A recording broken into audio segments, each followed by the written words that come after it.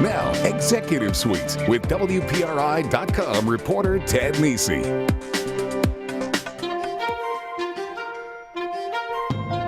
Whenever the conversation in Rhode Island turns to local success stories, it's usually not long before someone mentions Hope Global.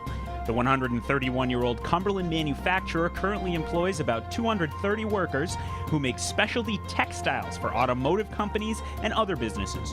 Hope Global's success has made its CEO, Cheryl Merchant, a prominent figure in the local business community. She has the ear of gubernatorial candidates and other policymakers, and she was recently named New England Businesswoman of the Year.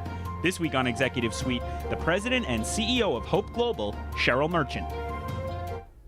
Welcome to Executive Suite. I'm Ted Nesi. Cheryl, thanks for being here.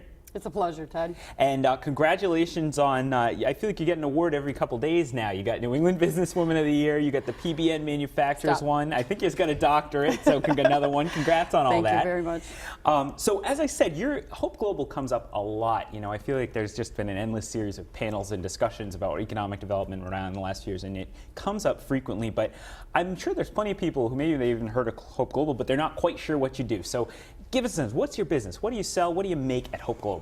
You know, people ask me, what are your products of Hope Global? And they are so extensive, I couldn't list them if I wanted to. We try to categorize ourselves in 4 different worlds. But engineered textile solutions, that's really the tagline. It's serious to us. It's what we mean. So we do a knitted wire product that goes inside the rubber that's around the door of your car. We make millions of feet of it all over the world, from China to Europe to here, right here in Rhode Island. We're also a large braiding operation. We do significant amounts of military, parachute cord. We ship Timberland, Red Wing, Wolverine shoelaces to China from here in Rhode Island. So when you lace those up, they're going to hold, let me tell you. The military guys love us. You know, they got to give it a yank, and it makes it good. We have a knitting weaving division, so that cargo net that you see in the trunk of your car, we do all the parts, the mesh, the webs, the elastics, all of that. And then we have a cut and sew and assemble. We do a lot of interior trim, and we put together those textile products that we make here in Rhode Island. So those are kind of our categories, but a lot of textiles that you find just anywhere. So on the auto side, particularly, you are the classic example of those supply chain companies you always hear about. You know, GM and Ford are at the top, but there's so many smaller companies that make different pieces, and it's all sort of an ecosystem, right? Exactly, and we're what you would call a tier 2. So you've got the OEMs at the top, GM, Chrysler, the Toyotas, Nissans, and then the tier 1s, which are a lot of our customers. And we have 3 different basics groups in the automotive world. So we do the extrusions, we do the seating, and then we do the interior guys when we're talking about door panels and instruments. So you were recruited, and we're going to talk more about your career before Hope Global later in the show, but you were recruited 1999. You'd been at Lear Corp, big conglomerate, and Hope was still called Hope Webbing then. They were just in the process of changing the name. Give me a sense of what was the company you found when you took over Hope Webbing as it was becoming Hope Global back in '99? Well, interesting you said about Hope Webbing, because when I came there very in the beginning, and we're hitting close to 15 years now, within weeks, it was Hope Webbing, and we didn't sell any webbing. So we all went off-site, talked about ourselves, did a full SWOT, said, what are we? Who do we take care of? What do we do well? What don't we do well? That kind of 3-day dig deep and learn about yourself, and found out we didn't know a whole lot. But what we did know was we wanted to be big. We were going to be a excellence in supply chain. So we changed our name, Hope Global. Engineered Textile Solutions, put the vision together, and that's where we've been heading, where it takes us. And you've had a lot of growth, and one of the things that I think is so interesting is here, I can imagine some of the viewers at home tuning in and saying, I thought you couldn't manufacture in America anymore. I thought, you know, and not because anyone doesn't want to even, but because the costs just don't work. The idea is that you have to, with globalization, you have to go to China. How do you make that work, that you can still manufacture things and have the costs work here in Rhode Island and in America? Well, Hope's foundation and everything we do is all based on our people. And some of the greatest people in the world are right here on the East Coast. They're hardworking, they're dedicated, they're loyal. We just had a retirement party just before I came here for 48 years. 48 years. Wow. People that are that solid to stay with a company through the ups and the downs. So you can absolutely manufacture when you've got a workforce that care and are hardworking like that. And we're going to stay 131 years. So it's good that they talk about us. It's better to be talking about those guys that are, you know, they're the foundation of it. The folks who work for you, yeah. You've nearly tripled Hope's revenue over the years that you've been there. I mean, has that been primarily new products and new markets? Has it been just more demand for the things you're already doing? What's been the real drivers, or is it a whole lot of things? Oh, well, it's a whole lot of things, but I do like to say we've tripled twice. We did once before 2008 and then once after 2008. And we have a vision from here on, within the next 4 years, with everything that we are headed for, we will double again. So it's an exciting time for Hope Global right now. But it has been innovation. It's going to our customers and saying, what can we do for you? We want to do more. You are our future. So it's coming up with products, solutions, as our tagline says. And it's taking those products around the world. So what even we did here, we're now doing everywhere around the world. And that goes right to my next question, which was exports. Again, something that comes up a lot in these conversations. Hope Global is held up as an example of a Rhode Island company that really looks internationally for its customers. I assume that was partly a necessity. You had to look outside to keep growing. Absolutely. Our customer base is global. You have to be global if you want to continue with these guys. And we ship right here from Rhode Island. We ship to Brazil, to China, to Japan, to Thailand, to Korea. And when we go to these countries, even to set up new operations, it's for those markets. It's not to take what's here in North America. We are a solid North American base. And with the supply chain, I'm curious, how do you get your exports out of Rhode Island? Are you going out the Port of Providence? Are you driving them to other ports? What do you do? Well, that's a story not many like to hear. No, we do truck to New Jersey. Rhode Island has a tremendous amount of water, but it's not conducive for us getting around the world as How we so? said That's interesting. Well, we go deep water. And so we end up having to truck to get ships to get product on the water to Brazil, to Japan. We end up going down to New Jersey. So it must be there's a cost there then to get it out of Rhode Island down to New Jersey. There's absolutely a cost. And believe it or not, and I'm very proud of the fact that our customers are actually willing, because of our engineer, back to the innovation, they have sent us letters, even from Japan. You have the greatest products than we've ever known in the world, and are willing to take that cost to continue with us. How much did the turmoil in the auto industry impact Hope Global? It's so core to what you do, and we've had bankruptcies and everything. Just before we go to the break, I'm curious, I mean, what was that like, and what's it like now compared to then? It was tremendous. So many didn't survive. We had 15 customer bankruptcies. Wow. More suppliers going under than I can even begin to remember. They would call you and say, you need to come get your goods. Wait, you can't do that. No, you don't understand. No one's here. Come get your goods. So the turmoil went deep, as you were mentioning, all the tiers, all the way down. People felt it. And that's why that tripling was before and after. We were cut in half during 2008. Survival of the fittest. Did you worry about the survival of Hope Global? Absolutely. You could not worry about that at that time. It was pulled together, the core of the team, do what we had to do, and it was rough times. We're hearing a lot now about the recovery of the auto industry. From your perspective, you're right in the trenches of that industry. What does it look like to you today compared to, obviously, better than in the worst times, but how much is it back to where it was before all that? What do you think today? It's not back where it was, and I'm not sure it ever will be. The whole economy has changed, right? You don't see families with 4 cars. You don't see new cars every year turning around. People are thinking differently, acting differently, but it is absolutely improving. It's improving 10+% as we go forward, and the survivors are becoming the ones that really are growing and being successful. Survival, a key word there. All right, we're going to take a break. When we come back, Cheryl Merchant and I are going to talk more about how her company has survived and thrived and what she thinks Rhode Island should do to continue pushing forward with economic development. Stick with us on Executive Suite.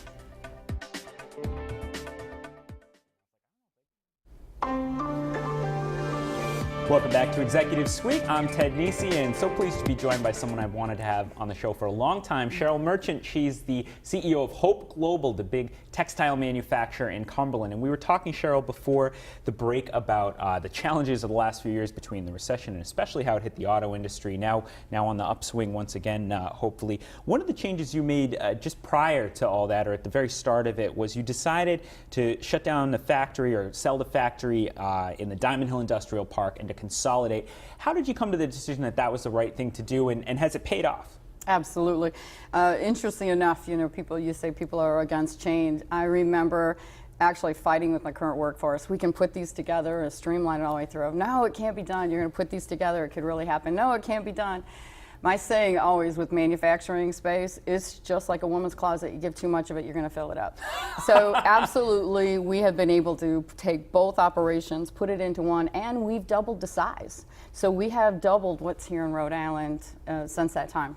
How much of a problem do you think for manufacturers like Hope Global is sort of the path dependency, the fact that if you start with these 3 factories, even if you started it up today, you'd probably do one bigger one. How is it? It must be hard to make that decision that like, nope, we have to do the cost that goes into moving that other one the way we would do it if we were building the company today. That's exactly correct. And when I came in, even where we were located in Mexico, we were way in from the border. Who would go way down if you're trucking that far out?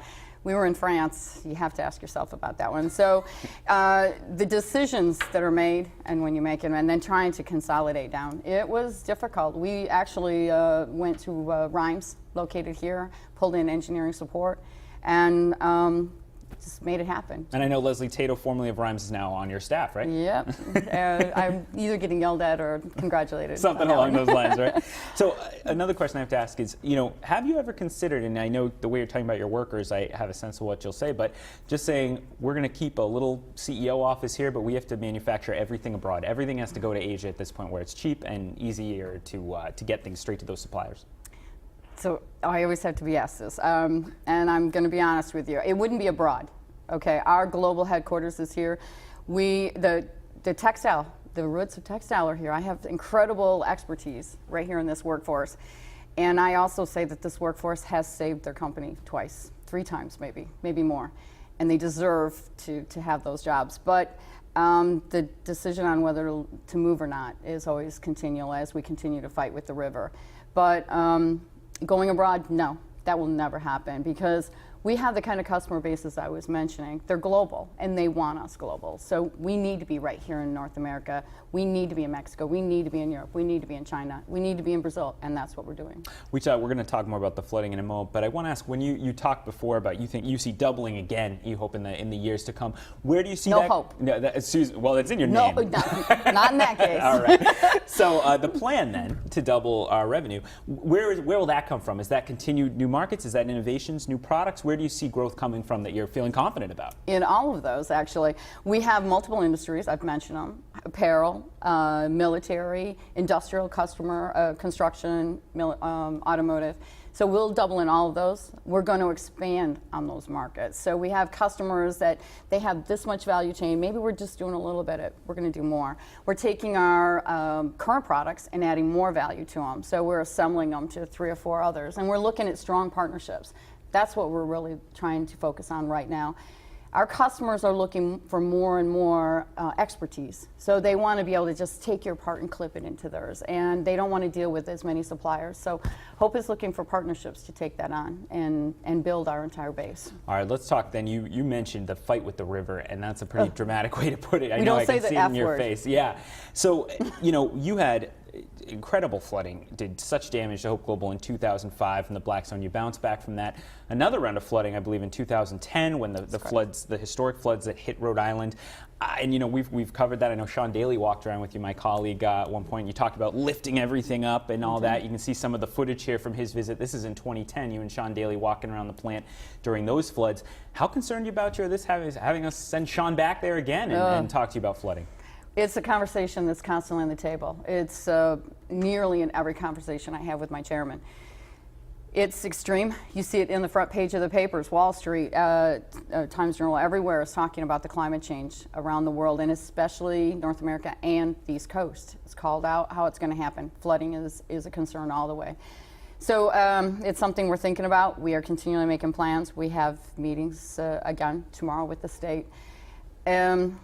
What do? That's a big question. We were hit bad in 2005. We had no plan. 2010, we had 3 things. We had a plan, and we had 24 hours notice, and we had the fact that the river did only go to 16 feet.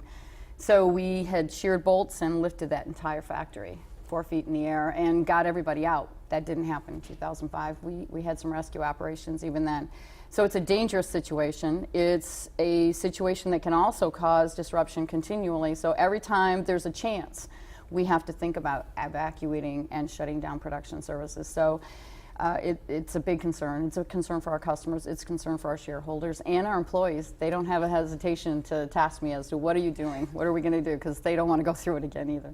Which goes to the heart of the question about, do you need to look at moving from that spot? And if so, would you move somewhere else in Rhode Island, or have you considered moving to a different state? Yes to all of those. Okay, I'm a business person, so there's no favoritism, and there's nothing more than looking at a business case. We've just finished with an Army Corps study with the state backing us, and our delegation has been phenomenal in helping us look at what our options are. Those options are incredibly limited because of the ground isn't very permeable, because of EPA issues and the river, and no one wanting to really touch the river. So we're limited in what we can do.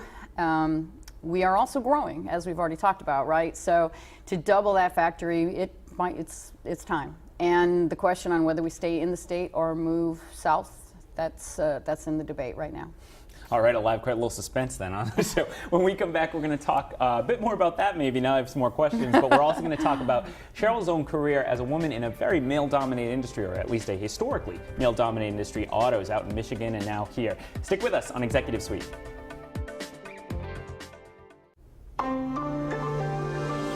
Welcome back to Executive Suite. I'm Ted Nisi, and so pleased to be joined by Cheryl Merchant. She's the CEO of Hope Global, going on 15 years now, you said earlier, right? 15 years. 15 years. Did you expect to be here 15 years when you took this job? I'm going to hold that, but I would say no. All right, but you have been. So I have been. And you plan it's to wonderful. stay? I love it. I love this company. I love the people. They're going to keep my heart. So I just want to finish the tail end of the conversation we were having before the break about whether to stay. And with the river being such a concern, obviously even the most Hope Global friendly governor can't move the Blackstone River far off of where it is right now. So when you think about what could help, what comes to mind? What do you think about? What are you looking at? Well, there isn't. We've looked everywhere, and the building that we're looking for, I mean, we're after 300,000 square feet, right? And we're not talking about, you talked about competitiveness, we're not talking about going backwards to the old mills that are empty today. So what we need is not what exists. So we're talking options of, are there two? Would we relocate our manufacturing only? And I will tell you there's some competitiveness out there with the states. So it's going to be a business case. We're laying out numbers like crazy right now. We're also looking at what we're calling flood mitigation. What could we do knowing that it will flood, but let's take our machinery to a level. Let's protect our materials. Let's protect our technology. So we are right now putting together a plan that is knowing that at some level water will come in because we can't stop it, but that we can still survive and do basically what we did in 2010. That is raise it, drop it, go back to work. But there's a cost to that. There's a cost to that. to upend your whole... Lots of zeros on those costs. Yeah, I can imagine. So just to finish that conversation off, is this a long debate and discussion at your company you're thinking about, or do you have to make a decision for too long? I've just got an extension on a 30-day plan, so that tells you how close we are. So all right, you're in those... Yeah, and that's the conversation we are having with the state right now, is those flood mitigation opportunities. What can they help us to stay? Let me ask you a bigger picture. I feel like I was saying you've been on half the panels about economic development, maybe more in the last couple of years in Rhode Island. You also served for a while on the EDC board previously. You know, what you had a great quote at a Providence Journal Forum in 2012. Quote, "Pretty isn't going to cut it. Businesses aren't going to stay here because it's pretty." That's tough talk, but it's something you hear from other people too. What do you mean by that, and what do you think about when you look at Rhode Island's, economic issues and what might help? Well, I was actually very impressed. Our Senate went out to a number of businesses and said, "Come tell us what you need." And I, at that time, it's not rocket science. Businesses are looking for good infrastructure. We're looking for good people. We need them trained. We need to be able to grow. They're looking for ease of doing business. Even when I went to Europe, that's the first thing I did between countries. Where is the ease of doing business? And there's a list. And if you just got to decide what kind of businesses do you want, put that together, go after those characteristics, and then go market it.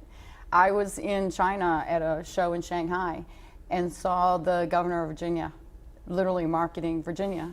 I said, you know what? That's what I'm talking about. Figure out what you want to be and then go market it. And that's when the comment, "Pretty isn't it?" So, what hit the paper was pretty, isn't it?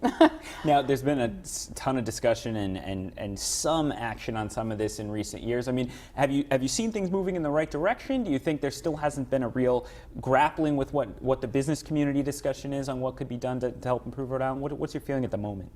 I think there's a lot of organizations that are really trying.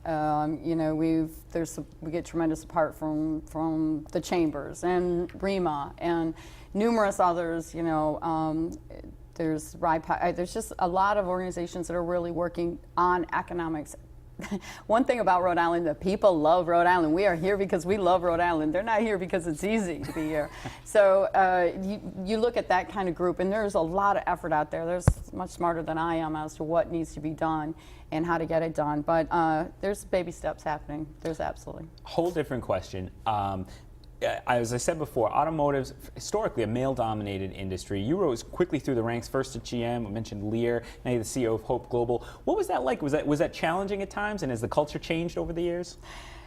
Challenging is a good word, but we could just stick with challenging. You know, interestingly enough, I would tell you that I've talked to women that are CPAs, doctors, you know, lawyers or accountants or whatever, and they would tell you that they were all male-dominated worlds at one time. So we are, I think, as a society, getting away from the discrimination, getting away from looking at a person, are they young, are they old, are they male, are they female, or do they have a particular race or whatever.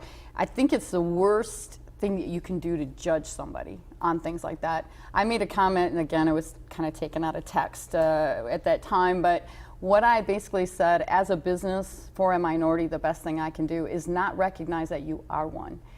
We're, you know, it's a business case, looking at good qualified people. And I think society is coming around to that in all cases. It was not like that 30 years ago when I started in the automotive world. They didn't hesitate to tell you what they were expecting you to do as a young girl out there, so it was rough. Finally, only 30 seconds left. You're chair of World Trade Day at Bryant this year. Make your pitch. What's exciting about that? World Trade Day, get there. It is the biggest, best thing for businesses locally in the area. We are literally bringing 500 businesses together to learn, to network, to grow from each other, to start those partnerships. I mean, I'm there for the same reason, looking for good partners, looking for suppliers, looking for those who want to grow and I can share or learn from. And I think that's what World Trade Day is all about, and it's right here, as Neil would say, in our own backyard. Neil, my sponsor, so I'm always glad to give him a shout out. When is it, and how do people sign up? May 21st. Go to our website, www.worldtradeday.com, and you can sign up in any way for a table sponsor. Take your team, take your local businesses, take your supply base, take your friends, and have a good day of it. It's going to be a wonderful networking at the end of the day. Our key sponsors are awesome. It needs to be happening. All right, Cheryl Merchant, thank you so much for being here. I'm so glad I was able to have you. Be sure to tune in next week, folks, and my guest will be Mike Lee. He heads up real estate and commercial banking in Providence for Santander, the former sovereign bank. If you missed any of this show or any other episode of Executive Suite, you can always catch those on our website, WPRI.com. We have the whole archive there. And I'm Ted Nisi. I'll be back here next week, and I'll see you then on Executive Suite.